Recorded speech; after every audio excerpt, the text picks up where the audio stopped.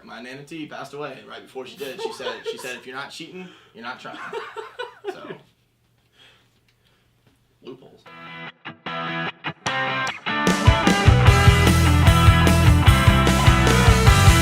Anywho, welcome back to Alec and Wyatt Weekly.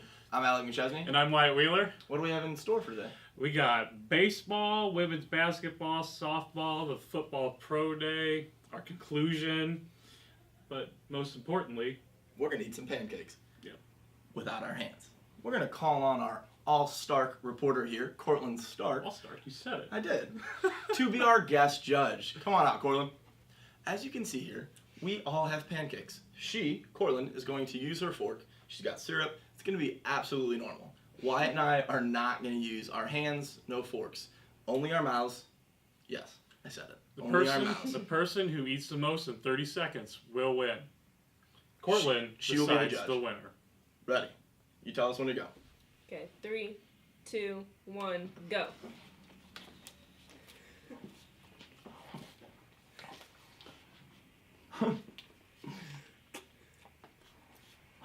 So weird. I forgot about the swallowing part.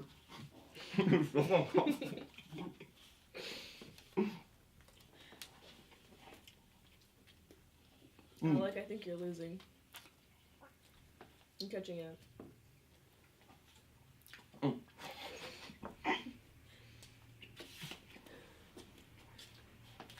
I'm not.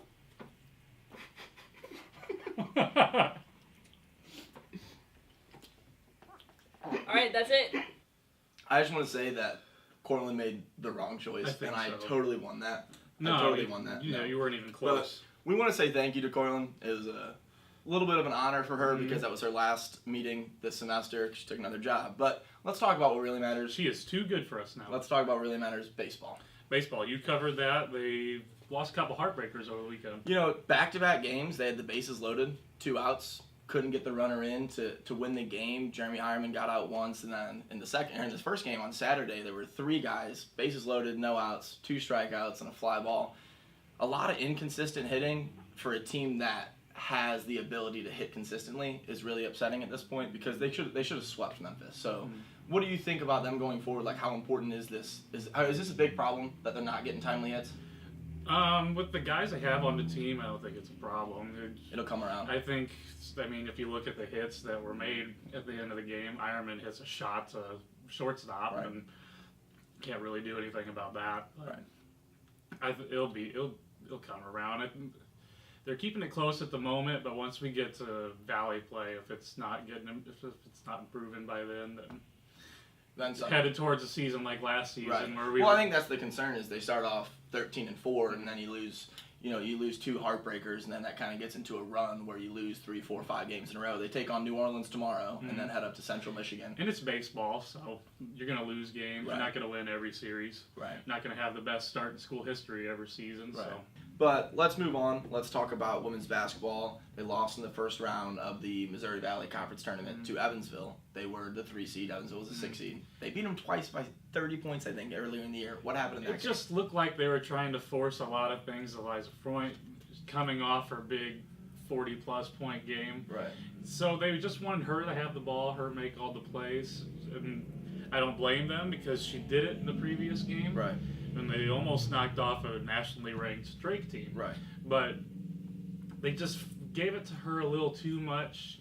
Didn't rely on the offense. Didn't rely on what they've been doing all year. Right. I mean, Liza's played very well all year, but just trying to make her do everything. She can't do everything. Right. The fortunate thing for the Lady Bears was that since Drake and Northern Iowa were the 1 and 2 seeds, they both made the NCAA tournament, which means Missouri State got an automatic bid to the Women's National Invitation, the NIT. They went on, played on the road against Iowa. Lexi Hughes has a career high in her last game, but they unfortunately dropped the first contest to Iowa. What happened in that game?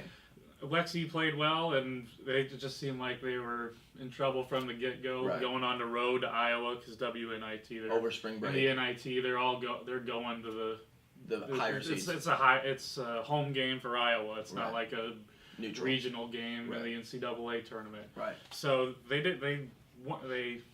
it was just they're just put in this tough circumstance. Iowa, Big Ten, had a good year and just showed in that game. Right. One thing that I personally took from this season is that the future is really bright. Obviously, the coaching staff is fantastic. Liza Front should be the player of the year next year, preseason player of the year, and if things go correctly, the player of the year in the Missouri Valley, and potentially an All-American in all of women's basketball. And they've got a lot of good freshmen this year, and then a lot of good girls coming in next year. So I think the future is extremely bright, and that's something that Bears fans can really look forward to going into next season. Let's stick with women's sports. Let's talk about women's softball. What happened over the last few weeks? It was kind of a reversal or not really a reversal. It was kind of like the same thing as what you had over at baseball. Right. Softball was in position to win the game, extra innings, and yesterday, which was Sunday, in that game, and they weren't able to get the big hit like the men, like the baseball team. Yeah, they went 6-4 over the break, which is obviously a very quality record for them in their last 10 games. But they went 1-2 against the Northern Iowa team that I would have suspected them to win the series at least, and they had a really quality chance to. Fortunately, gave up a run in the top of the 8th on a passed ball, which is one of those things where you know that it shouldn't have happened, but obviously it did, and you can't really help it. They've got a couple big games coming up before Missouri Valley starts, and again, I think that they have the pitching and the hitting to compete for a Missouri Valley championship. But just like baseball, they're going to have to come up with timely hits and have good pitching and make all the defensive plays. You can't have pass balls. You can't leave runners on base. But let's rewind the clocks here. Let's talk about football. Our pro day at Missouri State is on Wednesday night. Who's going to the pro day? We got linebacker Dylan Cole, offensive lineman Riley Shantz, and wide receivers Lamarcus Stewart and Zach Hoover. Zach Hoover came on strong at the end of last year, showed that he could be a pretty good receiver. Lamarcus Stewart, you saw his name a few times towards the end last year, and they started opening up the offense too with Brody Lambert throwing the ball. And then Riley Shantz is a solid lineman in the Missouri Valley, and he's adding long snapping to what he can do. And the main event, Dylan Cole.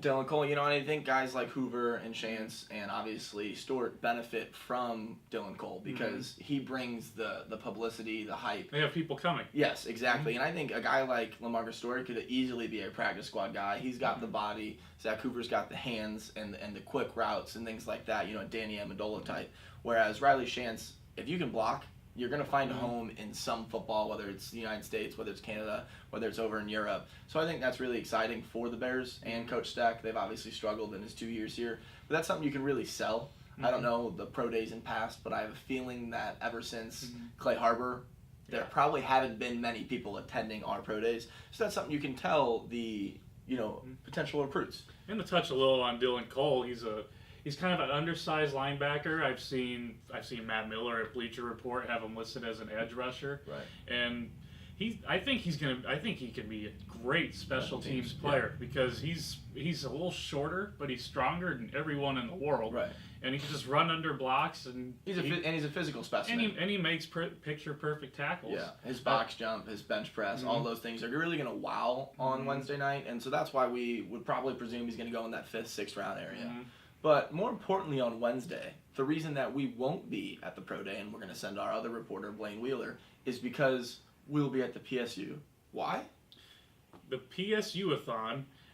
What is presented by Alec and Wyatt Wheeler. What is the PSU-a-thon? Tell the people. Tell them. We will wake up early in the morning for some reason. We don't know why. The PSU opens at 7 a.m. True. We will be there when they unlock the door. We will walk in. We'll probably find a couch and take a nap for a couple hours. At least. And then we are going to stay there until it closes at 11 p.m. So we have a fun day planned. We're going to do a lot of this. Bowling. We're going to bowl. We're going to try to find sports on our laptops. We're going to do... I'm most excited for homework. Yeah. But I'm gonna dance probably. I'm gonna probably do some karaoke. But the important thing is we want you to come out and interact with us. We'll put you on live video. We'll ask you some questions.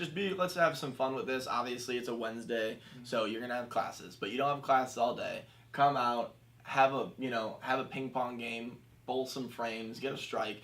Do something with us. Let's enjoy it and get you on the show. We're not going to have classes. We apologize to our teachers. Yeah. All 12 of you who've made it this far in the video, we'd like to thank you, and we have a spot reserved for you when we go bowl.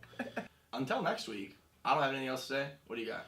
The camera's probably dying, so we should probably sign off as soon as we can. But we might be back next week. We don't know.